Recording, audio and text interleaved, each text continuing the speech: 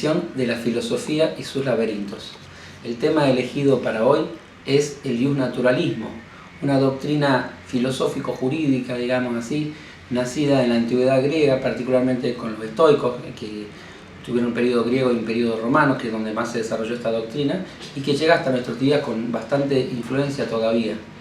Básicamente, el iusnaturalismo es la idea general de que por encima de las leyes humanas, por las leyes que hacen los estados, las ciudades-estado, los imperios, existe una especie de ley natural o un conjunto de leyes naturales cuya validez, digamos así, no depende en absoluto de las decisiones humanas, sino que realmente responde a la naturaleza de las cosas o del hombre, digamos, o a Dios en el caso del naturalismo de origen teológico, Dios como legislador, digamos, universal, o en versiones más modernas a la razón humana. Esas son básicamente los tres grandes fuentes que a veces se superponen del iusnaturalismo: Dios, digamos, la razón y la naturaleza humana. Básicamente son tres las grandes tesis del iusnaturalismo.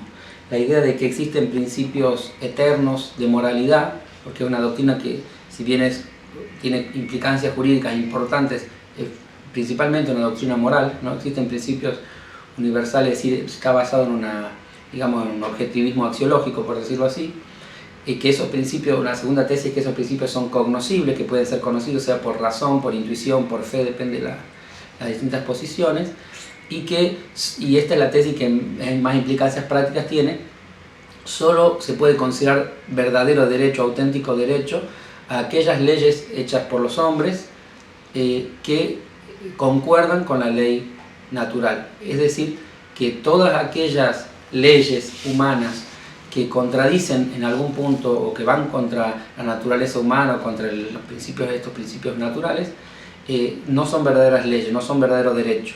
De modo que no todo lo que legisle el hombre necesariamente tiene que ser considerado derecho y no tiene validez, digamos, validez moral y por tanto validez jurídica.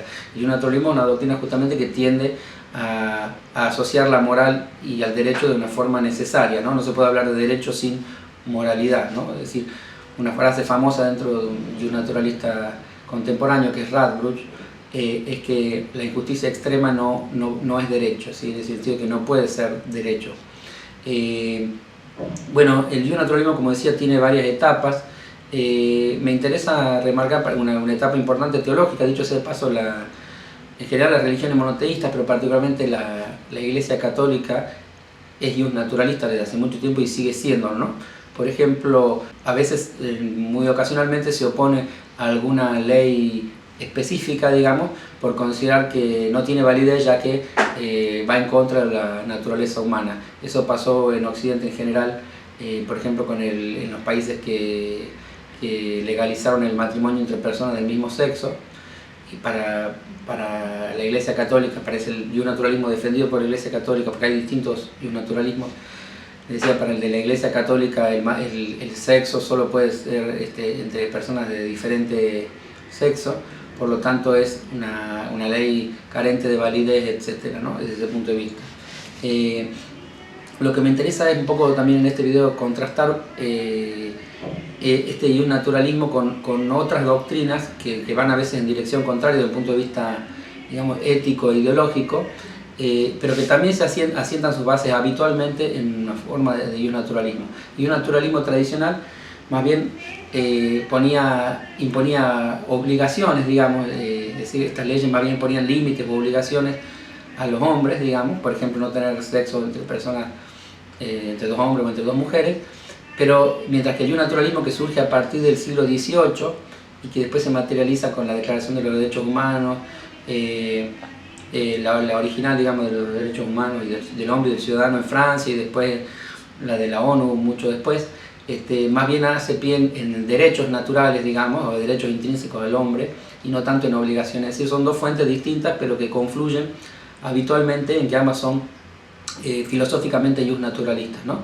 Y por ejemplo, en el caso de los derechos humanos, que vendría a ser lo que podemos llamar el iusnaturalismo secular, respecto al mismo tema, por el contrario, considera que es un derecho humano, o que está amparado en general en los derechos humanos de igualdad, etc., el poder casarse con quien uno quiera, y que más bien ese impedimento legal preexistente era algo que violaba esos derechos humanos, de modo que aún teniendo raíces filosóficas similares, en la práctica hay una lucha ideológica muy importante entre el naturalismo, digamos, de raíz católico, cristiano y a veces de otras religiones monoteístas también, con el naturalismo secular que enarbola los derechos humanos en sentido amplio, digamos. Igualmente, otro ejemplo en el mismo sentido podría ser la cuestión del cambio de sexo, que en la concepción naturalista clásica, digamos, eso es imposible, por más que la ley le pueda cambiar el nombre a uno, el que es mujer y el que es hombre, y que eso se debe a razones biológicas que hacen a la naturaleza humana, mientras que para las posiciones más seculares, digamos, por el contrario, no siempre, pero en muchos de los casos, consideran que el género autopercibido es el que realmente corresponde a la naturaleza del hombre, así que si una persona es mujer pero se siente hombre, lo justo, digamos, sería que el Estado reconozca ese género autopercibido y le otorgue, le modifique la identidad de acuerdo a su deseo. De modo que nuevamente, en ambos casos, basado en una idea de justicia y de una cierta idea de naturaleza humana, estos dos naturalismos en muchos casos llegan a posiciones distintas, en otros por supuesto no. He buscado justamente ejemplos más bien de esta lucha ideológica que atraviesan bastante las sociedades contemporáneas, ¿no? Bueno, vamos a ver en otro video que el naturalismo se opone al positivismo y vamos a tratar esa otra doctrina. Muchas gracias por ver este video. Si quieren dejar comentarios, suscribirse o compartirlo, les agradecería mucho. Hasta la próxima ocasión.